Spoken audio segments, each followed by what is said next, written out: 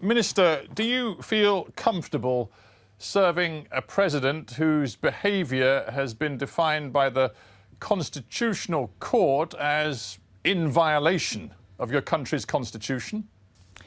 Well, I think the point I would make is that the Constitutional Court and indeed the High Court in Gauteng, none of the findings that have been made recently have required that the president should leave office. They have dealt with other issues and other remedial actions that are required, including the payment of a reasonable proportion of the what's deemed the non-security upgrade. Let me stop you right there, Minister, because Minister, you've just thrown out a red herring in your first answer. It's not the court's job to tell a politician to leave office. It's the court's job to define whether or not he's behaving in line with the Constitution, and he's patently not. And from there, my question is simple. Are you comfortable serving a president who's violating the Constitution?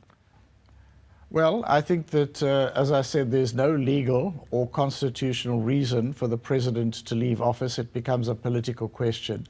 If you look at most of the opposition parties, what they're looking at is not just the removal of President Zuma from office, they're looking for the removal of the African National Congress from its position in government.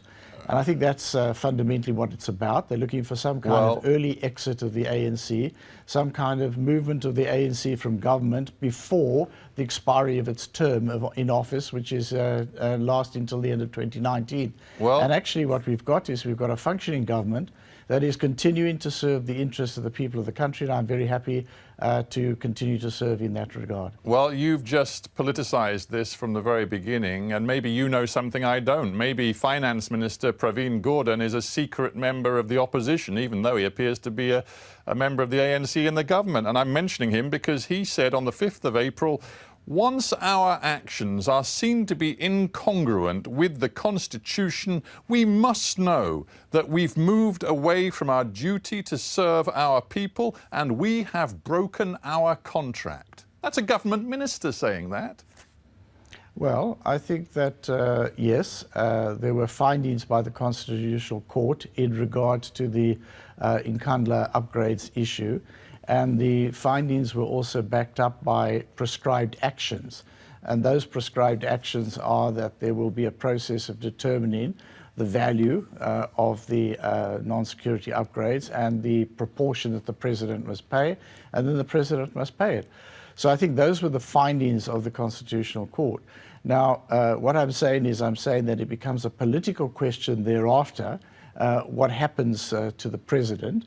And many of the opposition parties, I'm saying, much of the noise that there is around the need for the president to leave office is not founded on constitutional I'm sorry, court rulings. I must come back. It's founded on a desire to try to replace the governing party, which has not yet completed its mandate, and which continues to serve the people of the country.